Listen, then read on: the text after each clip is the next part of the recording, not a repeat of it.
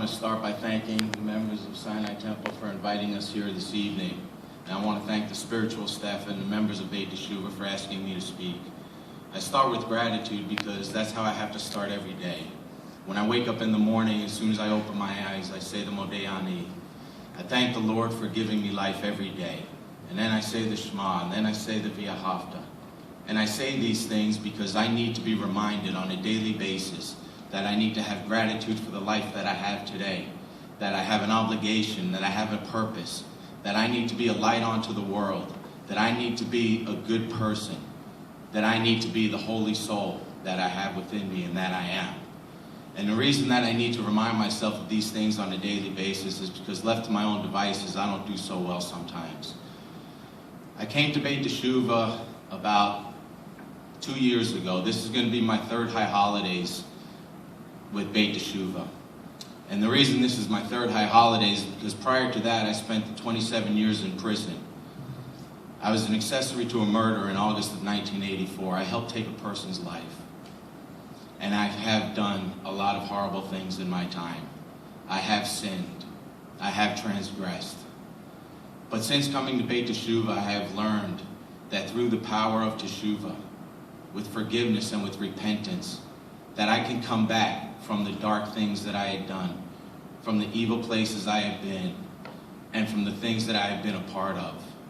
It wasn't always an easy journey. Being Jewish inside of a prison is not always popular. It's not an easy thing to do, and I hid from it for a long time.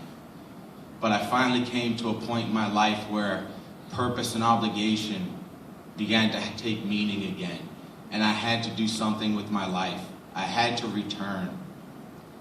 In order to do that, I needed help. And I wound up in a place, and I came across somebody who told me about Beit Yeshuva. So I contacted Beit Yeshuva, and they sent me a bunch of paperwork, and they sent me a bunch of questionnaires, and they sent me the covenants and sacred actions of Beit Yeshuva, and they sent me pictures. And I would look at these things inside of a prison, and I would read all about it.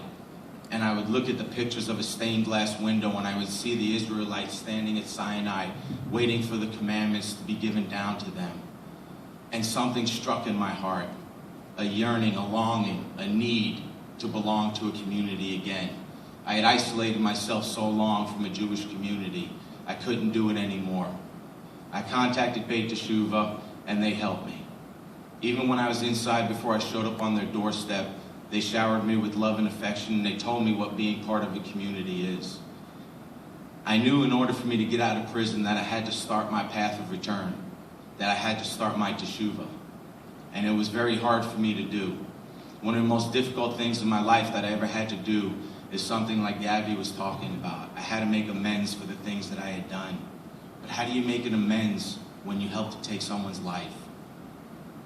I had no idea what to do. I had no idea where to begin. And the rabbi at Beit Yeshuva helped me out. And he gave me some words of encouragement, and he gave me some sentence starters. And I wrote a letter to the victim's mother.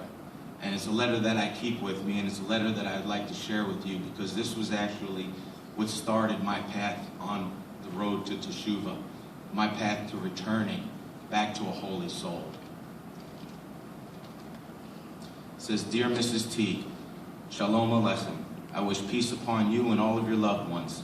My name is Russell Harrison, and I am writing this letter to try and express to you my deep sense of remorse and regret over the loss of your son. Please allow me to express my condolences.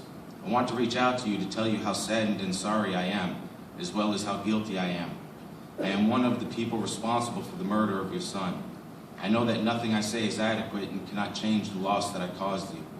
I have not written this letter to you sooner because it was my sincere belief that it would just bring me more sadness and pain, and that is something I never wanted to do again. But several days ago, I heard the testimony of Agnes Gibney, a mother who also lost a son in a tragic murder.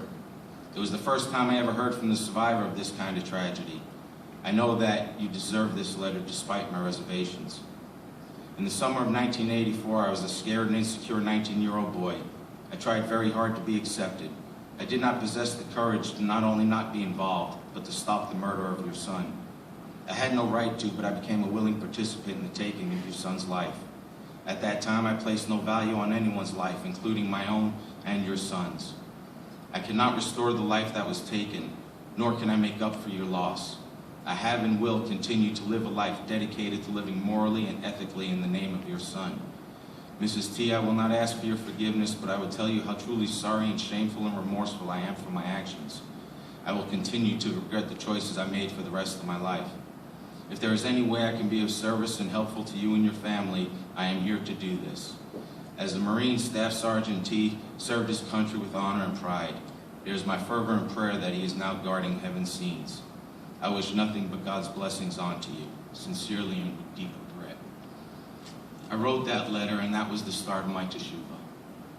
And one of the things that I have learned is in owning it, in understanding it, in being able to express it, I was able to start forgiving myself for the things that I had done.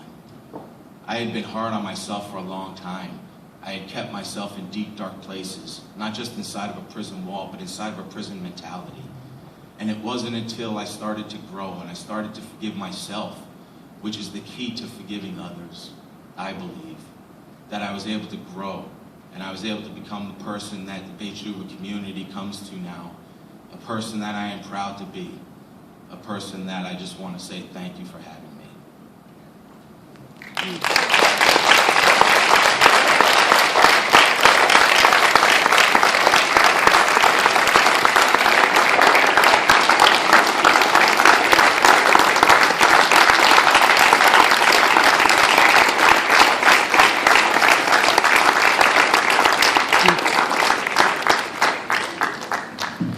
Please rise for Avinu Malkeinu, middle of page 51.